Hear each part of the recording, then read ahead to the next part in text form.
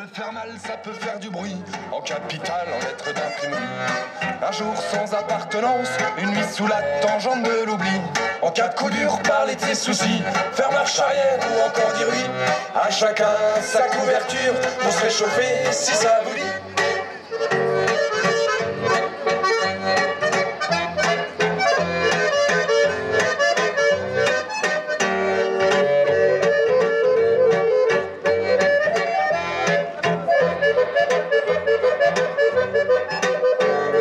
Choix de vie et compagnie, moitié colère ou bien anéanti. Quand on prend dans les dents une barrière, pique ça pique encore plus que des orties. Y a des remèdes quand y a pas que des youpies. On fait une trêve et puis on réfléchit à la direction à prendre, ou bien celle qui nous dit. Quand ça tiraille c'est plus fort que les orties. Ça nous mitraille un morceau d'entre nous. C'est dans les moments contraints qu'on doit choisir si c'est inconnu.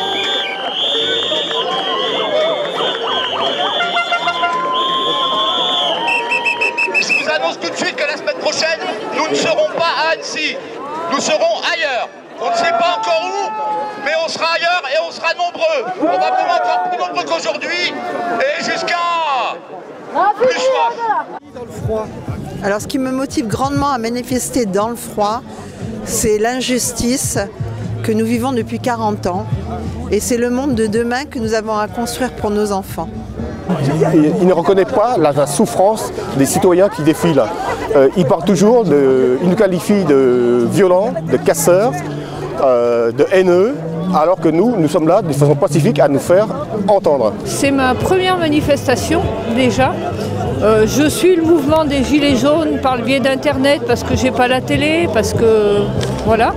Et en fait ce qui me motive essentiellement c'est le référendum d'initiative citoyenne. Je veux qu'on devienne acteur et qu'on en a marre de se laisser gouverner, de se laisser manipuler. De plus en plus la colère, parce que le gouvernement ne veut rien entendre, malheureusement. Alors que ça serait si simple de faire arrêter le mouvement, je pense. Simplement en acceptant quelques petites revendications. Pour vous, c'est ça la revendication importante? Genre, on a moins de démocratie, moins de liberté, le pouvoir d'achat, les retraités qui sont ponctionnés sans arrêt et les avantages incroyables que s'octroient les députés, les élus, nos élus en général. Alors moi, je soutiens les Gilets jaunes depuis le début, mais c'est la première fois que je viens parce que tous les samedis je travaillais et là c'est plus possible. Moi je suis décidé de venir. Alors pourquoi c'est plus possible? Bien sûr les revendications, je les soutiens à 100%.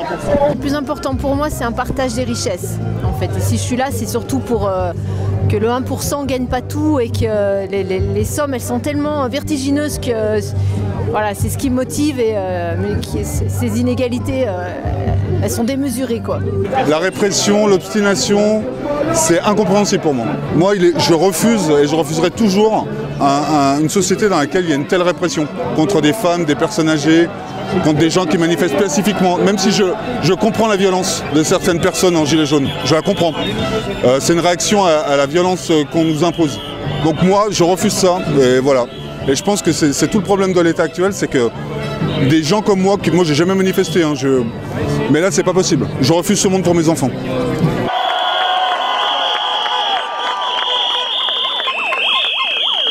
Encore merci à tous. Et puis, j'ai envie de vous dire de manière très sincère, merci, profitez bien de la journée et j'aimerais qu'on commence une minute de silence en hommage à l'ensemble des victimes.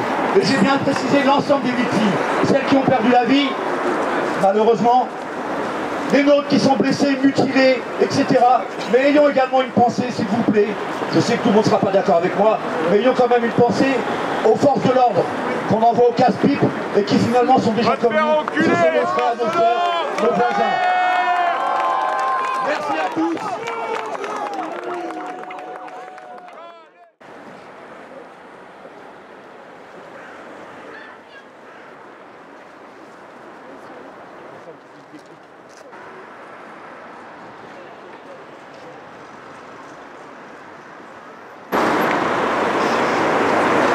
Merci à tous.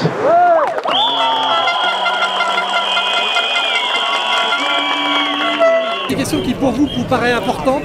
Le vote pour le peuple, le RIC, c'est la base, qu'on vote.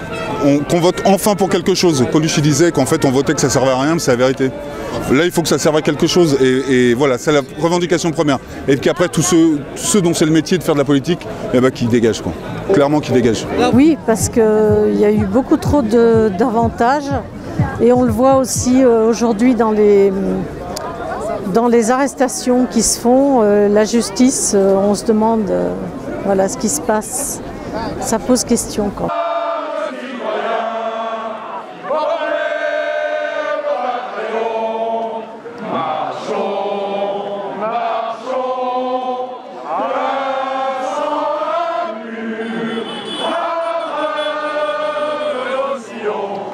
Je suis infirmière libérale. Voilà. Et donc vous le ressentez ça, ce poids de cette fiscalité un peu injuste? La fiscalité injuste, oui, je la ressens énormément. Après, je ne suis pas d'une profession à plaindre non plus. Il y a pire que moi, je vais dire, mais il y en a ras-le-bol, rien n'est valorisé, les boulots sont... Enfin, tout va à volo, quoi. Vous vous rendez compte, on fait une injection pour... attendez, alors, l'injection 4,50 €, une sous-cutanée, enfin, on a un métier de merde, mais il y a pire, il y a les ADMR, les aides à domicile, c'est encore pire.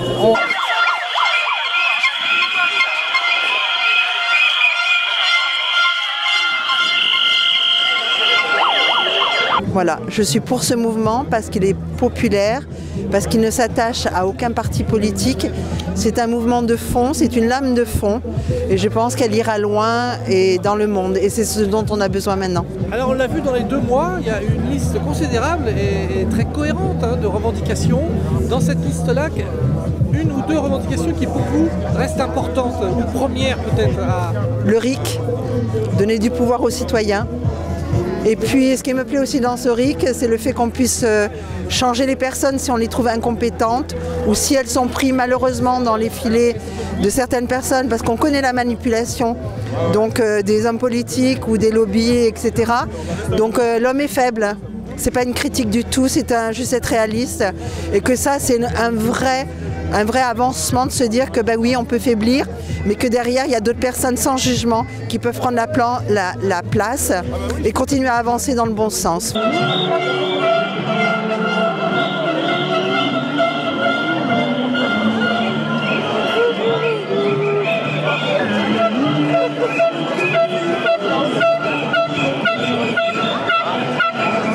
Et jusqu'à, on veut que les citoyens se rallient à notre mouvement pour donner du poids et faire aboutir déjà, entre autres, le RIC et diminuer les taxes, avoir une augmentation substantielle et sûre des bas salaires et du pouvoir d'achat au moins des plus faibles déjà. Alors moi je partirais du mot, qu'est-ce que la politique ? Tout citoyen est un homme politique en herbe. Voilà, c'est l'expression de cette politique qui n'est plus justement l'expression d'un peuple. Elle est simplement au service de certaines personnes qui s'enrichissent et qui appauvrissent la planète, qui commettent des crimes contre l'humanité dans tout le monde. Et c'est là-dessus que nous avons un pouvoir réel. Et le pouvoir, c'était de se lever et de se mettre debout. Et c'est ce que nous avons fait. Et merci pour ça.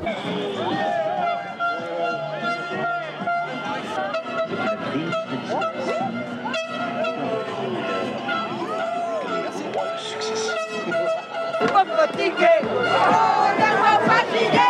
On n'est pas fatigué. On n'est pas fatigué. On n'est pas fatigué.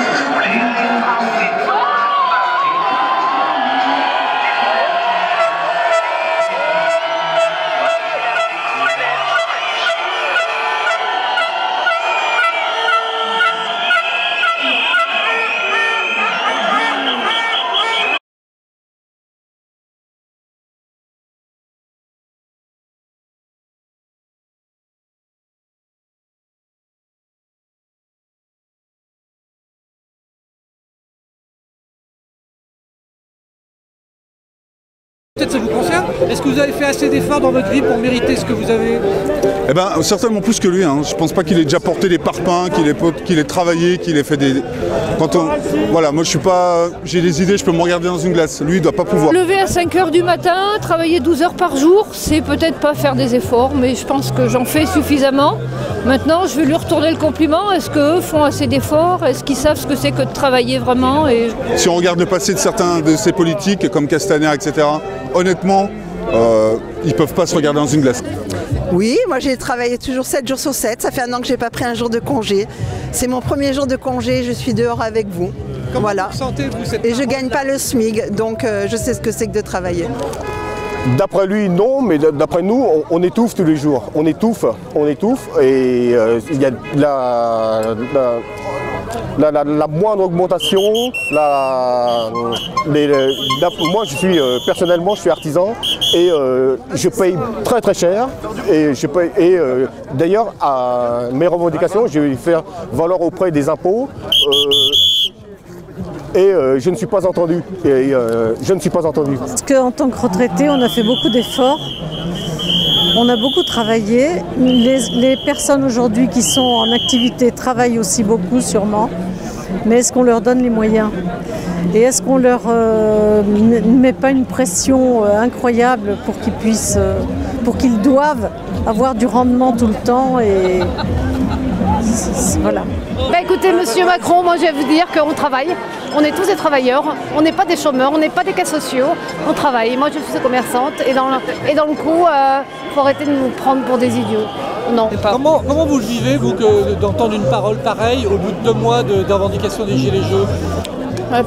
Très mal, très très mal. Et c'est un petit peu ce qui m'a motivé aussi à venir aujourd'hui. Je trouve ça, c'est lamentable, lamentable.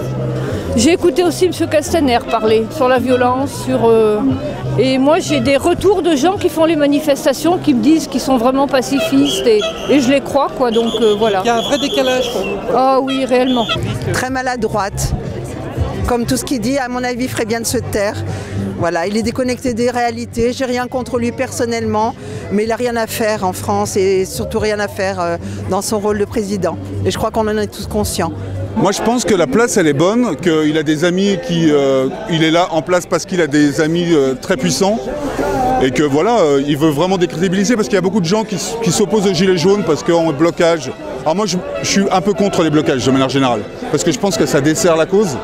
Mais quoi qu'il en soit, même si ça peut embêter le confort de certaines personnes, les blocages, voilà, le mouvement des Gilets jaunes, si on ne le soutient pas, ça veut dire qu'on est pour la politique de Macron, pour ce régime totalitaire, que j'estime totalitaire. Là maintenant, moi ce que je vois chaque jour, c'est incompréhensible. La violence faite aux Gilets jaunes, je ne comprends pas. Hein. Incompréhensible, inacceptable. Complètement, c'est honteux. C'est honteux. Et M. Ferry également, avec ça, j'ai pas du tout apprécié. Alors là, ça me met la colère. Hein. Et tant qu'ils continueront à sortir des sornettes, des idioties de la sorte, là, c'est plus possible. Voilà, c'est la rupture totale.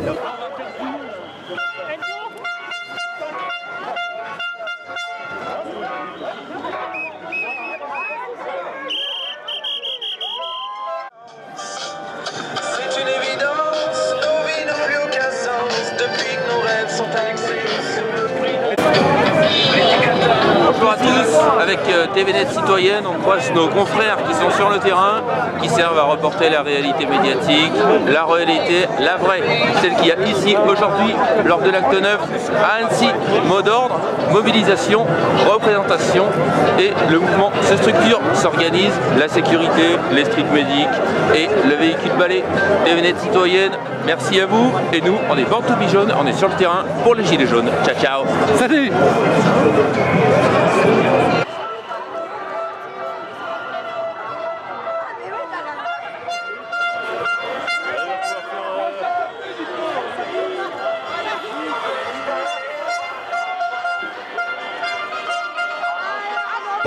On comprend bien hein, qu'il y a besoin de taxes dans le pays pour financer donc, les écoles, pour tout ça. On n'est pas débiles. On nous prend pour des débiles. Hein. On essaie de nous l'expliquer à chaque fois, mais non. C'est pas ça. On veut bien en payer, mais il y a quand même des limites. Ce que vous faites, vous Moi, je suis commerçante. C'est ça, que ceux qui peuvent payer, payent. Surtout.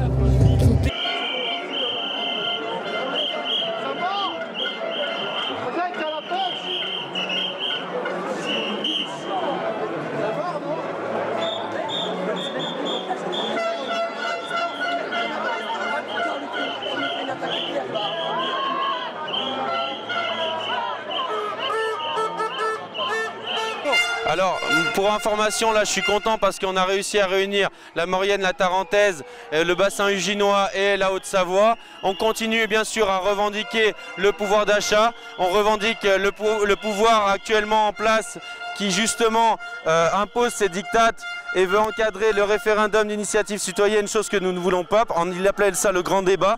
Aujourd'hui, nous ne voulons pas un débat, nous ne voulons pas un échange, nous voulons simplement, mais vraiment simplement, que le peuple s'exprime. Alors aujourd'hui, on est sur Annecy, on rencontre les classes moyennes hautes, et c'est vrai qu'il n'y a pas beaucoup de gens qui se sentent concernés, mais sachant qu'il va y avoir l'imposition à la source, sachant qu'il y a plein d'avantages fiscaux qui vont être amenés à disparaître ou modifiés, en fait, aujourd'hui, l'État continue à noyer le poisson.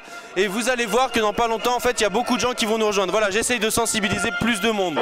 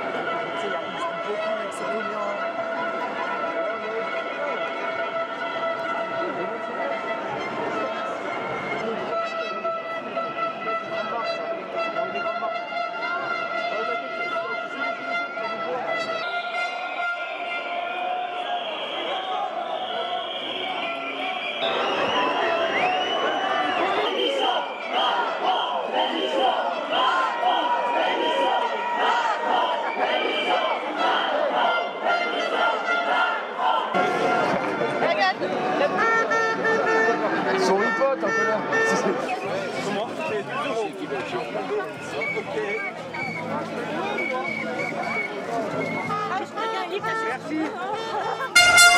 Alors, est-ce qu'au bout de 2 mois, est-ce qu'il n'y a pas une nécessité d'avoir une organisation quand même plus structurée que ce que vous êtes aujourd'hui? Si, tout à fait. Alors la structure, elle commence et elle continue, enfin elle commence à vraiment se scinder vraiment uniformément, mais on a toujours eu des retards par rapport à bien sûr la censure des médias, la censure des réseaux sociaux, et je tiens à le dire et je le dis ouvertement, il y a une censure des réseaux sociaux et du coup ça pose des problèmes d'organisation. On n'est pas un grand parti, on est simplement en fait des gens du peuple, on est pour la plupart des gens on est des primo-manifestants, mais aujourd'hui on revendique vraiment le droit de pouvoir s'exprimer. Et bien sûr que ta question est pertinente parce qu'on veut se scinder, on veut se structurer, mais le gouvernement justement nous met des bâtons dans les roues et on continuera en fait à se faire entendre. Nous ne voulons pas rentrer dans un mode de parti ou quoi que ce soit, on veut avoir une lecture horizontale, une lecture du peuple et après remonter ça justement sur nos institutions.